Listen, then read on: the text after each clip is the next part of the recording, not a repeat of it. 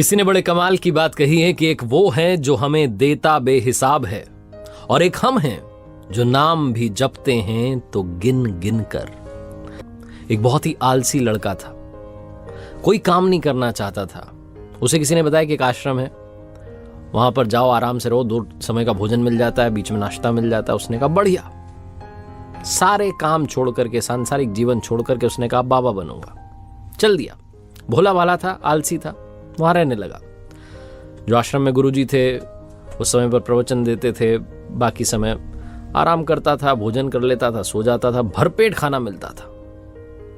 महीना खत्म होने को आया और एक दिन आश्रम में सुबह कुछ भी नहीं बना। उसे लगा शायद नाश्ता नहीं मिलेगा, भोजन तो मिलेगा। भोजन के समय भी भोजन नहीं मिला। दौड़ के गया गुरुजी के पास, कहने लगा आज भोजन क्यों नहीं बना?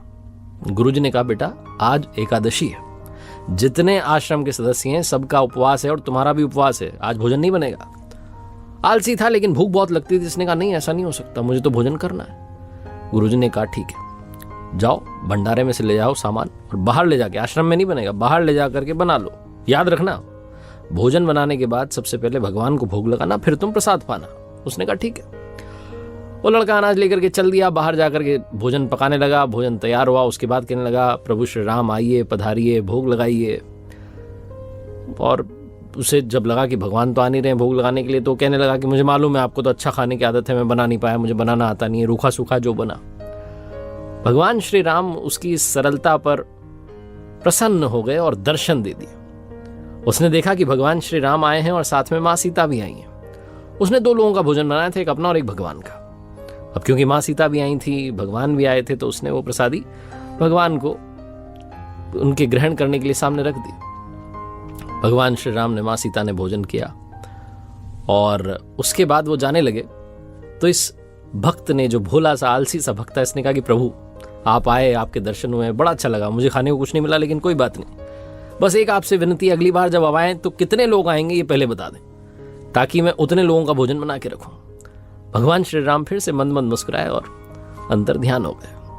ये आश्रम में गया, फिर से इसका रूटीन चलने लगा। एकादशी आई, फिर वो अनाज लेकर के चला। आपकी बार इसने 3-4 लोगों को ले लिया कि भगवान श्री राम अपने साथ में कोई ना कोई लेकर के आते हैं। तो इसने बड़ी प्रसन्नता से भोजन बनाया और ये इंतजार करने लगा कि प्रभु आए। फिर से वही कहा प्रभु आइए भोग लगाइए, प्रभु आइए भोग लगाइए। और अब की बार देखता है कि भगवान श्री राम पूरा राम दरबार लेकर आए।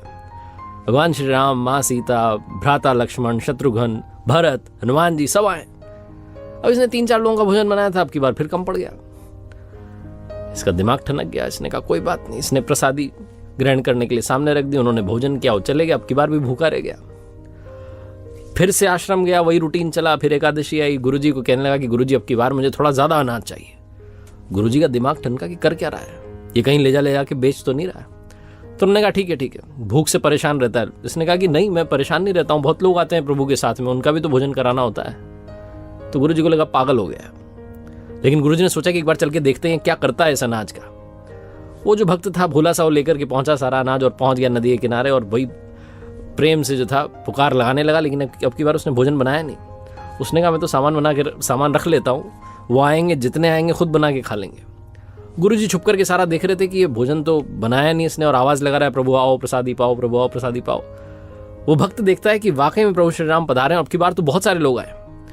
तो उसने हाथ जोड़ के कहा प्रभु माफ करना, आप बहुत सारे आते हैं, मुझे संख्या पता नहीं होती है, मेरी हिम्मत नहीं कि मैं इतने लोगों का भोजन बनाऊं, आप स्वयं आइए, बनाइए, खाइए, प्रसादी पाइए।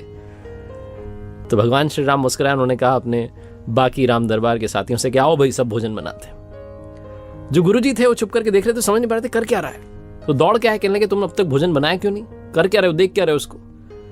तो उसने कहा गुरुजी आपको नहीं दिख रहा है, भगवान श्री राम पधार चुके हैं, माँ सीता आई हैं, हनुमान जी आए हैं, सब आए हैं, भोजन बन रहा है। तो गुरुजी ने कहा पागल हो गया है, मुझे तो कोई दिख नहीं रहा है। ये जो भोला सा भक्त था इसका दिमाग ठनक गया। इसने कहा क्या हो रहा है। इसने कहा भगवान कर क्या रहे हो, एक तो भूखा रखा हुआ है, गुरुजी को दर्शन नहीं दे रहे हो, गुरुजी मुझे पागल समझ रहे हैं, कृपा करके गुरुजी को दिख जाओ। भगवान ने कहा नहीं मैं दिख नहीं सकता। तो उस भक्त ने कहा कि क्यों नहीं दिख सकते, हमारे गुरुजी तो बहुत महान है, बहुत जानते हैं, मुझसे बड़े ज्ञानी हैं, ज्ञाता हैं। भगवान ने कहा हाँ ज्ञाता होंगे, लेकिन तुम्हारी तरह सरल नहीं है। जो सरलता तुम में है वो गुरुजी में नहीं है। ये बात भक्त ने अपने गुरुजी से कह दी कि भगवान श्री राम कह रहे हैं कि आप में सरलता नहीं है, आप मेरी तरह सरल नहीं हो, इसलिए आपको नहीं दिख सकते। गुरुजी की आंखें नम हो गई, रोने लग गए, कहने लगे बिल्कुल सही कहा, मेरे अंदर तुम्हारे जितनी सरलता नहीं है। और माफी मांगने लगे। भगवान ने फिर गुरुजी को भी दर्शन दिए, उस भक्त को तो दर्शन दे ही दिए थे। बहुत छोटी सी कहानी है, लेकिन सिखाती है कि जीवन में सरलता सबसे आवश्यक है। जितने सरल बने रहेंगे उतना जीवन में आगे बढ़ते चले जाएंगे। जब आप सरल होते हैं तो आप खुद भी मुस्कुराते हैं और दूसरों को भी मुस्कुराने की वजह देते हैं। एक बार फिर से वही बात जो अक्सर आपसे कहता हूं, प्रभु के आशीर्वाद, अपनी मेहनत और अपने परिवार के प्यार के साथ कर दिखाओ कुछ ऐसा कि दुनिया करना चाहे आपके जैसा।